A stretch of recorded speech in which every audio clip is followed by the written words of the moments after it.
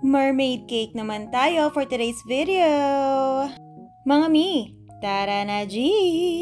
Meron akong nabasa nung minsan sa isang baking group about sa rant ng isang baker. Actually, hindi naman talaga siya rant. Parang nagkwento lang yata siya kung maaalala ko. Pero ang naalala ko kasi talaga yung usapan nila yung mga screenshot kasi pinost ni Baker yung screenshot ng conversation nila. At ito na nga yun. Bale, ang nangyari kasi is parang invited si Baker doon sa event nung customer. Hindi ko lang alam kung magkakilala sila or mutual friends, magkamag-anak, something like that.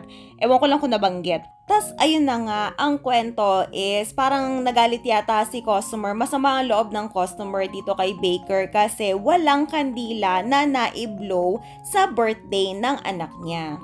Itong kwentong to, hindi to sakto as in 100% kagaya dun sa pagkakakwento niya ha, dahil base lang to sa pagkakaintindi ko at sa pagkakaalala ko dun sa nabasa ko. Ayun na nga. Teka lang, bago natin ituloy, ang color nitong sa bottom tier ay color teal. Paano natin na-achieve yan? Pinaghalong color blue at konting color yellow yan. So, mas marami yung color blue kaysa sa color yellow para ma-achieve yan. And then, yung sa taas naman ay lavender, color violet lang yan na konti para ma-achieve yung ganyang color. Amazing! So, nag-explain naman si Baker, ang pagkaka-explain niya ay normally naman daw kasi kapag may nag-order ng mga cake sa kanya ay hindi na nagpapa-additional ng kandila dahil meron silang binibiling sarili nilang kandila at mas prefer nila yung mga numbered candles. Kaya hindi na niya nilagyan ng kandila yung cake na dineliver niya. Dagdag pa ni Baker ay hindi naman daw libre yung candle, may bayad din naman daw kasi yon dahil binibili din naman daw kasi yung kandila at hindi naman din daw nagsabi si customer na gusto niya magpa-additional ng kandila. Parang dito sa sinabi ni Baker parang lalong nagalit si customer na sabi niya, ang mahal-mahal ng cake na in-order ko sa'yo tapos isang pirasong kandila hindi ka man lang magbigay ng libre, parang ganon. Tapos ayun na nga todo explain si Baker na mahal naman din daw yung kandila, binabayaran lang din, binibili lang din, ganon. O edi parang tanggap na ni customer na ganon. Pero ang sabi ni customer, isang oras kang nasa event kasi nga invited sila, nakikain sila, doon pinakain sila. Isang oras ka nandito sa event, hindi mo man lang sinabi sa akin na wala ka palang dalang kandila, edi sana bumili ako, something like that. Parang ganun yung sinabi or punto ni customer. Yung part na ito medyo naintindihan ko si customer kasi nga naman kung hindi ka pala magpo-provide ng kandila, sana man lang sabihin mo kasi nga event ito, 'di ba?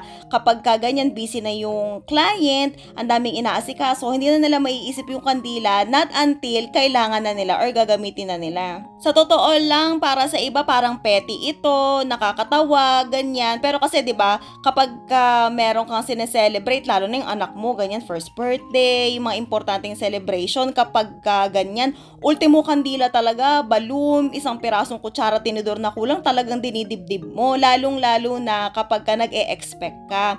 At ayun na nga, hanggang sa nauwi na sila sa sumbatan, silang dalawa. So si customer nanumbat na siya na invited kasi yung baker invited naman, pinakain naman, sana man lang kahit isang pirasong kandila man lang na libre, ganyan. Tapos si baker naman nanumbat din, sinumbat niya kung gaano kahirap yung gumawa ng cake, pagandahin yung cake, kesyo mas maganda pa kaysa sa dun sa in-order, something like that. Tapos yung pag-deliver pa, yung pag-ayos pa daw niya ng cake dun sa venue, ganyan. Naku, nagsumbatan sila, Diyos ko, kandila lang. At ayun, natapos ang chat nila na hindi sila magkaayos kasi nga ganun ang nangyari. Ano sa tingin ninyo mga mi? Kayo ba, nagbibigay ba kayo ng libre na kandila sa mga cake orders ninyo? Or ina-add nyo siya sa costing ninyo ba? Or nagpapa-additional ba kayo?